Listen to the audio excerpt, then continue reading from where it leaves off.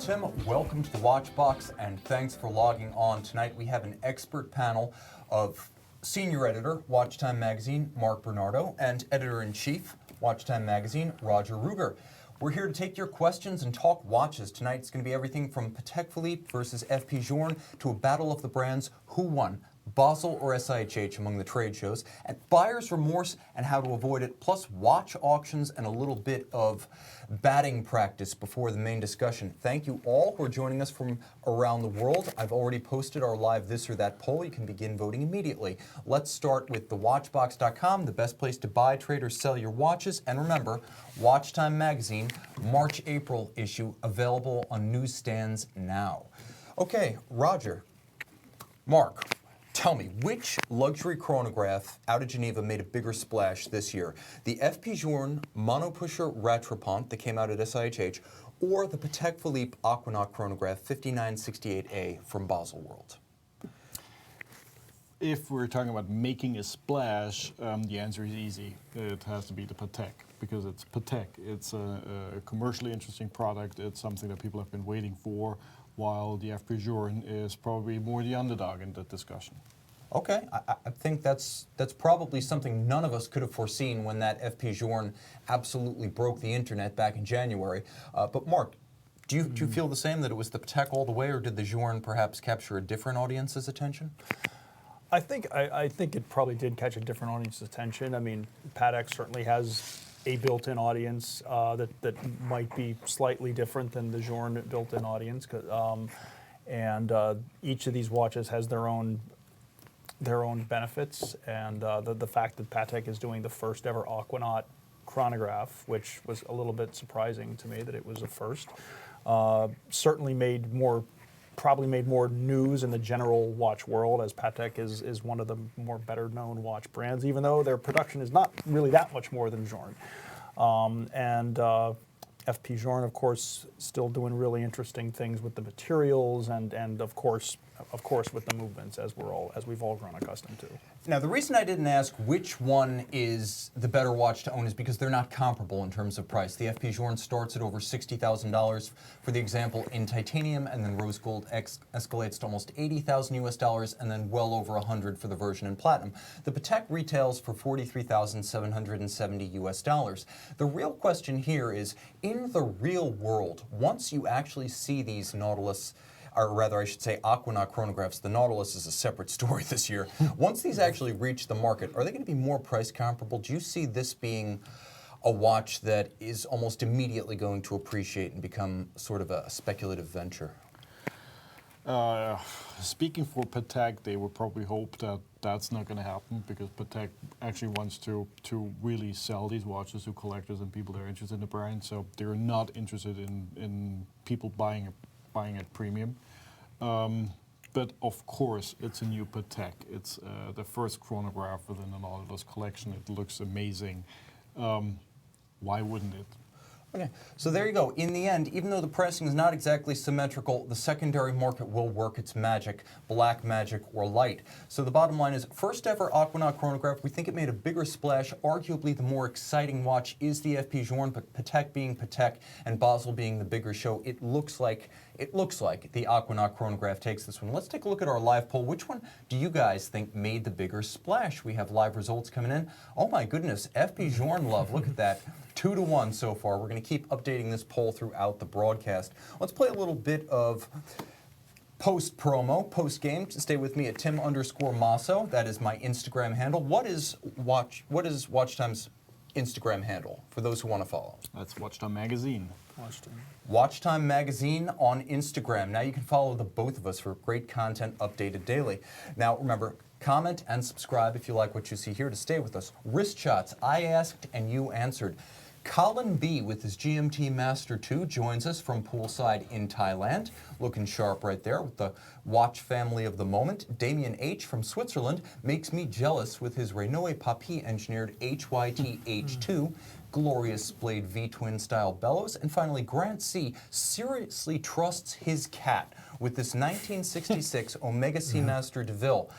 He takes his chances. Send your wrist shots to Monday Mailbag at thewatchbox.com to see your parts on my pixels. All right, batting practice, guys. Let's quickly talk two or three topics that arose out of the trade shows. 2018 Breguet Marine. Did it accomplish what it needed for the sake of the brand and the Marine model line?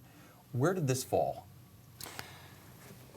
I think it did. I mean, I've long been a fan of the Breguet Marine. Actually, I think Breguet, outside of Patek Philippe, Breguet maybe does sporty luxury better than just about anybody, with their pilot watches and with the Marine. And I think focusing on this line as their headliner this year was a really good idea, and in kind of in keeping with an overall theme of Baselworld and maybe SIHH.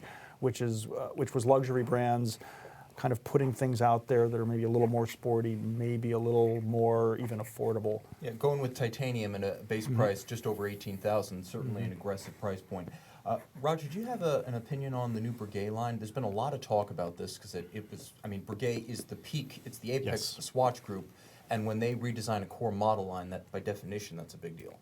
Breguet knows how to do complicated watches. That's something that they don't need to prove to anyone. But Breguet, as with pretty much every other brand, they need to find new buyer segments. And by doing something like the Breguet Marine with a slightly more masculine or sporty approach, they will certainly be able to do that. Which means that this segment is going to help to attract a new segment of buyers to the brand, which will then evolve into, now I'm going to buy the Tourbillon. Okay, and I think that's a reasonable assessment. I think honestly the collection seems a little bit uneven. I feel like the value proposition is definitely there with the $18,000 40mm titanium automatic. I do feel that the most interesting is probably the chronograph with that gorgeous guilloche blue dial. That's a genuinely beautiful watch. I feel like the automatic maybe is a bit too plain, and while I love the alarm complication, that one is a little bit high horology fabulous with the silver dial and the red gold. I would love to see that in a more muted tone, and again, you do have to buy it in precious metal, but I do believe there is a white gold option right there. For me, the most interesting Breguet Marine of the year was actually the Race for Water exclusive edition, which is made for the crew of a very specific solar-powered boat. And if that comes to market with the blue dial and the titanium case, I think that will be the most desirable of the 2018 Breguet Marines. Now, on a related note, we're talking kind of the hits and misses of the trade shows. The SIHH Moser and C Swiss Icons watch, was this blunder or brilliance? I mean, is there such a thing as negative publicity, or is it all good? Privately, they seemed pretty excited about this watch in as much as they sold out all their novelties this year. Does it help or does it hurt? It certainly helps when you look at brand exposure. Since it's always been intended as a marketing stunt and not as a real product that's going to be launched, it did well. I'm not sure, and that's something that I occasionally struggle with Moser. I think their marketing is brilliant, but it doesn't feel like it fits the very traditional, elegant style of the brand. But that's where you started. There is no such thing as bad PR. Now, they do have sort of like a happy-go-lucky thing about their advertising that seems almost a little bit like postmodern and silly, and then the watches themselves tend to be very stolid, you know, Swiss German in character. What do you think of that market? Yeah, no, it's kind of a dichotomy, really. And from when I first started covering my very first Baselworld, the last brand I saw was Moser, and it was my favorite. It was the first time they did that really simple perpetual calendar. And since then, it's gone in a very different direction. Different owners, obviously. And in this case, we were joking about, at SIHH that what is the one watch that everyone's talking about is the watch that's not actually there. Yeah, that's true. It was the Moser, that crazy contraption they came up with. Variously called the Frankenstein watch, the Swiss Icons watch. It was an adventurous piece, and I have to say, you know, there's edgy and then there's offensive. I'm not sure which side of the fence that is on. It's certainly straddling, but provocative. And finally, speaking of provocative, this year new watches, the Urwerk AMC, the Atomic Master Clock, and the Ressence Type 2 E-Crown, mechatronic hybrids. Are they the future, or are they an evolutionary dead end for the luxury watch space? Personal opinion, because it is a difficult question. I think that there will always be the purist collector looking for something purely mechanical. So a hybrid, as interesting as it might seem, and as interesting it might seem for a very narrow market segment, I don't think it's going to be the future. That's interesting. I think it could live almost indefinitely as almost like marsupials in Australia, like a bizarre, like isolated niche that never really waxes or wanes. But I mean, Mark, what do you think? Is this going to grow, or is this going to be a novelty in the strictest sense forever? You kind of took the words right out of my mouth there. I was just writing about a watch the other day that I called, it is a novelty in the traditional sense of the word. Not in the sense that it's a new watch, but that it's an oddity in a way. And that seems to be where these fit, and they have an audience. Much like the watch world has not stayed totally mechanical, nor has it moved to totally quartz or totally smart. I certainly don't think this is going to be, the be-all and end-all of the watch future also. Yeah, I could see this settling in as a sort of price point option. Like, I don't think indefinitely people are going to want to buy $20,000 to $100,000 watches that have obsolescing internal sealed microcircuitry. I do feel that in perhaps the $1,000 to $10,000 range, this would be more viable. If you accepted a service life of 10 years, I think some people would be at peace with that. I don't think you're ever going to be able to charge thousands of dollars for something with the service lifespan of a phone. Yes. But I do feel like we're maybe moving into an era when this could be a niche technology that'll find its carrying capacity at a lower price point than Urwerk or Ressence are proposing at this point. And I think the mobile phone is a great example. That brand has been around, and it's been struggling because if you bring it just down to the device, that's not going to be enough. If it's hybrid or digital, you need to have additional or added value and services and content that might not be available as just a product.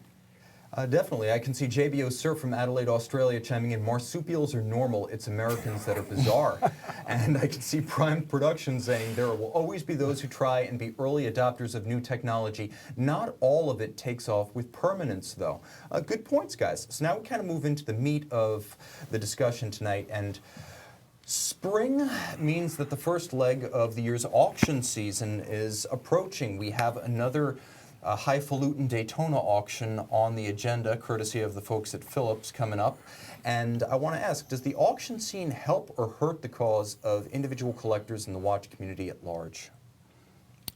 Both at the same time. First of all, it made collecting watches something that is going to be here, which helps everyone who already has a collection. Yes. But for everyone who is trying to build up a collection, it just made everything so much more expensive. So yes, there is the exposure, but there is also the negative part that comes with the exposure. But I think summary is it helped. Mark, where do you feel the auction scene has taken us? Are we past the point of proper valuation, that is recognizing these watches for their historical importance and properly valuing them, or are we into the realm of like irrational exuberance with auctions? I think, and again, I don't follow that side of the business that closely, but I think auctions in general have been known to reach the irrational. Art auctions have been known to reach irrational levels. We've seen examples in recent years, and I think that something like Paul Newman Daytona is something that focused the eyes of not just the watch world, but a lot of the general news reading public on the watch industry for one night. And to me, that can only be good for the industry, even if it's just people saying, "Oh my God, people are buying that for a watch. I need to read more about, watches at auction." Yeah, I could say that there's definitely some sort of a speculative bubble at this point. When you see the highest price ever paid for a Rolex increase from $5 million, which was set in 2017, to over $17 million, which was set a few months later in 2017.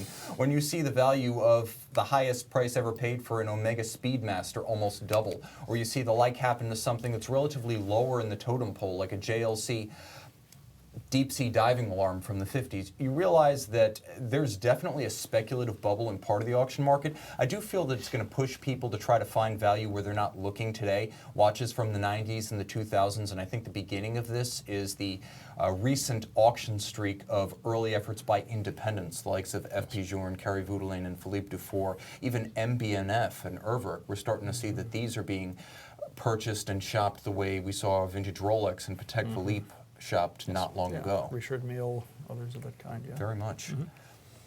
I will say this, guys. There is a sense that this is the Ferrari market in the late 1980s, and we are waiting for another shoe to drop, maybe a whole centipede's worth of shoes. I'm not sure you can continue doubling and tripling the highest price ever paid for XYZ without there being some sort of a refractory period. So rest assured, there are definitely some watch flippers and speculators, but they tend to be in the watches made during the 60s, the 70s, the 40s, the 50s. They're going for grail pieces. I don't think if you're interested in buying Rolex from the 2000 or Omega from the 1990s, you're going to necessarily be subject to this. So to that extent, it keeps the hobby in the mainstream mindset, prevents us from disappearing as a collector community. I suppose if you had your eye on, Paul Newman, that's kind of off the table. But for now, friend, not foe. Okay, so Battle of the Brands, question 2 tonight. Which trade show, SIHH or Basel, won 2018? That is, from a mood, momentum, and product standpoint. Which was more relevant to collectors, do you feel? Well, that might be the most difficult question you have asked tonight, and it might also be continue to be one of the most difficult ones to answer. Yes, SIHH has won because they had more exhibitors than ever. No, Baselworld is still by far the largest trade show in the industry and is continuing to be that.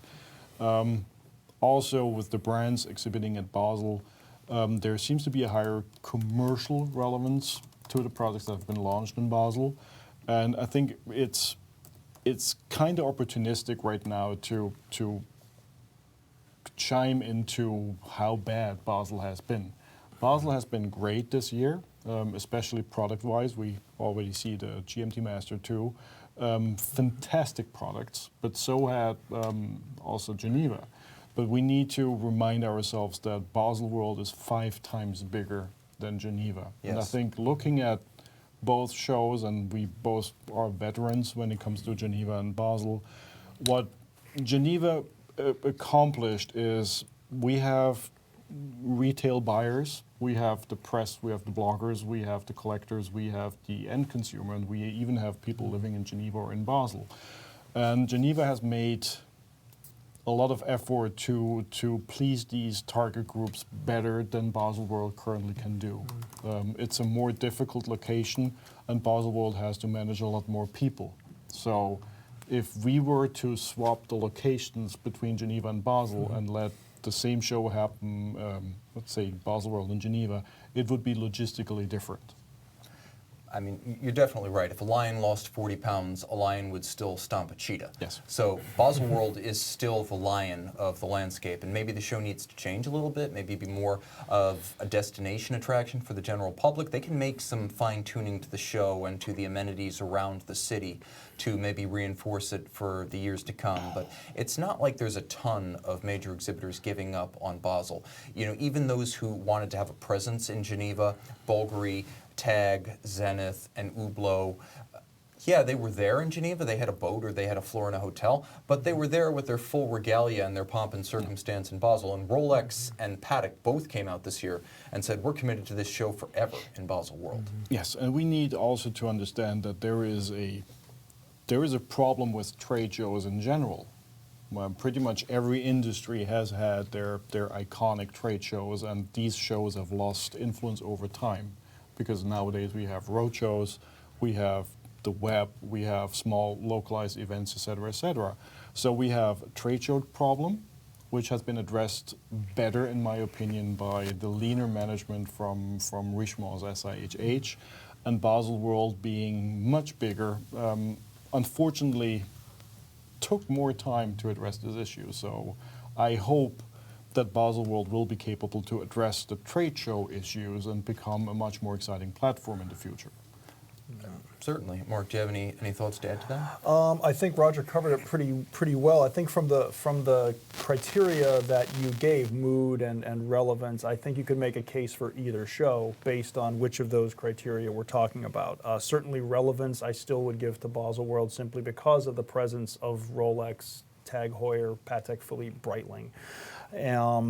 Though momentum, I would certainly give to SIHH, because the truth is, whatever the sizes are, SIHH got bigger and Basel got smaller.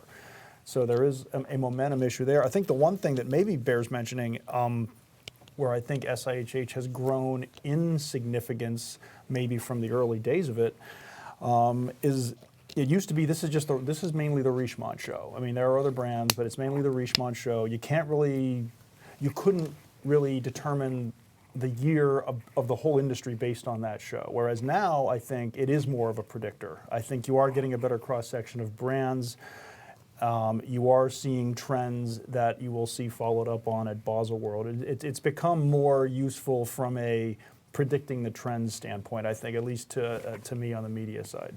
Certainly, and it may just be that there's a rebalancing. Like, people decide if you're a small brand or you're Richemont, which basically pays for the whole thing, that it makes more sense to be in Geneva. After all, those small brands that used to be in a sort of inflatable building called the Palace at Basel were never going to get top billing when Omega and Rolex and Patek Philippe and Grand Seiko and the entire Swatch Group and all of LVMH rolled out each year. So it might just be that these different brands find their natural place without one show necessarily winning in the long run. It might just be a rebalancing. So I had a question from JPG. This or that price aside, Nautilus 5711 versus Journe Chronomètre Bleu. This is the kind of thing where you really have to ask yourself, do I want a bracelet or do I want a strap? Do I want an automatic or do I want a manual? Do I want my watch to be able to go in water or not? They're so different that I know for a fact once you try it on the wrist, there will be no question. Just remember how different these watches are in the day-to-day. What would you guys say when you're trying to compare two watches that have nothing in common except you kind of like them both? I think that might be a difficult situation for Paul here online, but it's the reality people are facing when when buying a watch. I could very well compare between a pilot watch and a diver's watch, and at the end, it's really about what you like to buy. Yeah, definitely. We have a question from Anthony O for a wrist check. We want to do a quick wrist check, guys. Show me what you're wearing tonight. Oh, sure. All right, this is going to be our wrist check camera right over here. Okay. Roger goes big. Yes. Personal watch, or is it a watch under review? It's always a personal watch. All right. And Mark, I believe you have a personal watch too. I do. The Frederic Constant Pointer Date Moon Phase. Excellent. And I was saying a little earlier that watch has a distinct Patek Philippe 6000 overtone to it that I like. Of course, you guys know my Reverso, a mighty midget, platinum watch, white gold movement, and a hidden tourbillon. About as discreet as it gets with a solid dial. All right. So, I will never be able to compete with that, by the way. That's okay. Your watch is bigger and it has a longer power reserve, and it can get wet. True. I once water tested this at 1 ATM and it failed. So, and I don't care. All right, so great stuff so far, guys. I also wanted to throw this out there. Since we're going down the list of questions and comments and collecting philosophy, and this is actually a good segue since we talked about Nautilus versus Chronomètre Bleu. Question, what is buyer's remorse from a watch collector's perspective, and how can we as collectors avoid this pitfall? I'm going to start with the standard. Be as informed as possible. Don't try to be impulsive. I think that's where I had to struggle with most over the last years. We tend to look at something that we want to have, that we urgently want to own, and that we believe we will never ever find one again. So except for the Paul Newman Daytona, usually these opportunities return. So we don't need to buy right now. We have time. We can make an informed decision and actually spend a lot of time before we spend a lot of money. Excellent. And Mark, what do you think? What is buyer's remorse as it relates to watch collectors? How do we avoid it? I'm guessing it's buyer's remorse, much like it applies to anything, to a car, to an expensive pen, anything that's maybe bought out of, not necessarily out of necessity, but out of kind of a sheer passion to own something. And often impulsivity kind of comes with that, and maybe it's just part of the game. Yeah, as Roger said, you avoid it by knowing being as solid as you can that you really want this thing and that you can see yourself owning it for years and years, or you see yourself selling it without problem a year or so from now. Okay. Now I have a couple thoughts about this. First, let me tell you what buyer's remorse isn't, all you watch collectors out there, because we've all had these feelings. Okay, considering opportunity costs, when you think about what you might have had, it's natural to think about what you might have had instead. There's a world of attractive possibilities, and none of us have the money to buy all of them. So having second thoughts, considering options not taken, that's not buyer's remorse, that's natural. Also, admiring someone else's watch. It's okay to admire someone else's watch. You don't have to be monogamous about watches. As long as you don't steal it off them, that's natural. Also, spending more than you should, that's not buyer's remorse. Like, I spent a lot of money on this Platinum Tourbillon, trust me. And if I tried to explain this to my friends who are still paying off college loans 12 years later, they would say, yeah, I spent more than I should, but I didn't spend more than I can afford, and that's what's key. So here are what I feel the cardinal causes of true buyer's remorse for watch collectors are. First, ignorance. Roger touched on this. Let's say you buy a chronograph because you think it looks cool. Oh, but then you're new to the watch world. You discover GMT watches and you're like, you know what? I travel all the time. That was stupid. Buying in ignorance and buying on impulse, too soon, before you've given yourself a full concept of what's out there, that leads to buyer's remorse. Or you settled. Let's say you needed to save a little bit more money, but you went for something that was cheaper because it was there. Let's say you needed to get on a dealer's wait list because you really wanted a new watch, but the pre-owned one was cheaper and you weren't as into it. You know what? Sometimes you shouldn't settle. See, bronze, silver, and gold. Go for the gold, even if it takes a little bit more time and a little bit more effort, because when you get your first choice, you're more likely to be satisfied.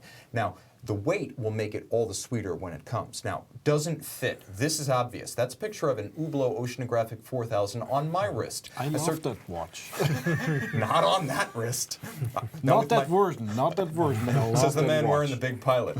But if it doesn't fit, no rationalizing is going to fix this, guys. This is a physical reality and one of the few we have to confront in the emotional world of watches.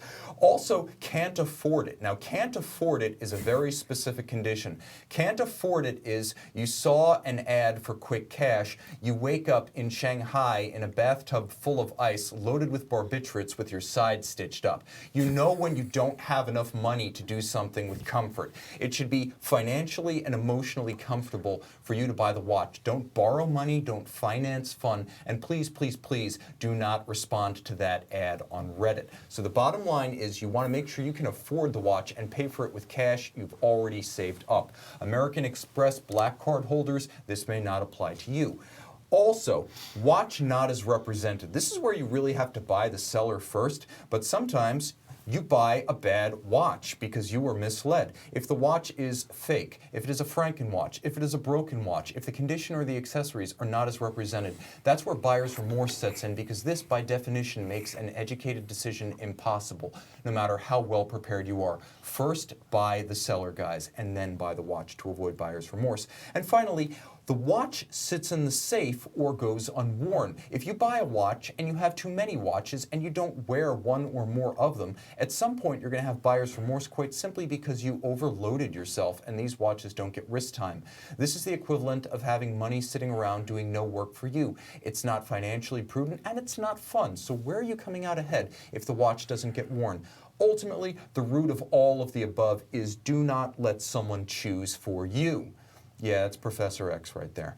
Don't let someone make up your mind, because that could lead to any of the above problems setting in after the effect. And that's basically how I think you avoid buyer's remorse.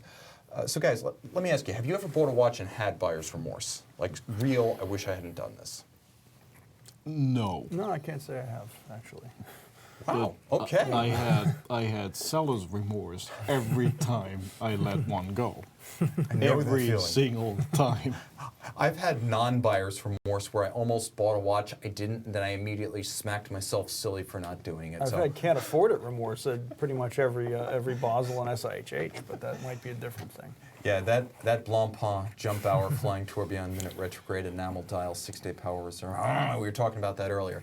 I want to thank everyone who joined us for tonight's episode, but I really want to thank my two good friends Mark and Roger from WatchTime Magazine. The March-April issue is on store shelves now. They're WatchTime Magazine on Instagram. Stay with them after the broadcast and stay with Tim_Mosso on Insta to follow my escapades as they continue when the screen fades to dark. Further, I want to remind everyone that WatchTime Magazine is the premier luxury watch magazine in the United States with many international editions, and they have a website. So check out, it's watchtimemagazine.com? No, Watchtime.com. watchtime.com. Watchtime.com, even better. They got that first, probably back in the 90s. All right, guys, thank you so much. Thanks to Mark, thanks to Roger, thanks to my crew, and thanks to all of you for joining in. I'm Tim, this is the Watchbox, their Watch Time, and thanks for logging on.